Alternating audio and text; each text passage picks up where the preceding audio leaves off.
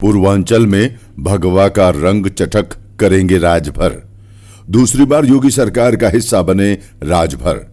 क्या पूर्वांचल में बीजेपी की पकड़ मजबूत करेंगे ओपी राजभर? सुहेल देव भारतीय समाज पार्टी के राष्ट्रीय अध्यक्ष और जहूराबाद से विधायक ओम प्रकाश राजभर मंगलवार को दूसरी बार योगी सरकार का हिस्सा बन ही गए।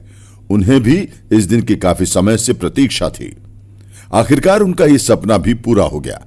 योगी कैबिनेट में उन्हें मंत्री पद मिला और साथ ही लोकसभा चुनाव में अहम जिम्मेदारी भी पूर्वांचल में करीब 3 से 4% मतदाताओं वाली राजभर बिरादरी पर पकड़ रखने वाले राजभर आसन्न लोकसभा चुनाव में राजग के लिए फायदेमंद साबित हो सकते हैं। हालांकि 2022 के विधानसभा चुनाव में राजभर वोट पोलिंग कुल मतदान के सापेक्ष 1.36% ही रहा। ओम प्रकाश राजभर 2022 में गाजीपुर से जहूराबाद क्षेत्र से दूसरी बार विधायक चुने गए थे। 2017 में विधानसभा चुनाव में उन्होंने भाजपा के साथ मिलकर चुनाव लड़ा था। तब जनपद में भाजपा के 3, सुभासपा के 2 और सपा ने 2 सीटें जीती थी। पहली बार वो कैबिनेट मंत्री भी बने थे।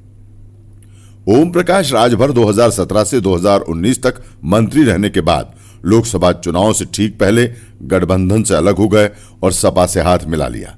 2022 के विधानसभा चुनाव में सपा के साथ गठबंधन में शामिल होकर चुनाव मैदान में उतरे और भाजपा को पूर्वांचल में नुकसान पहुंचाया था।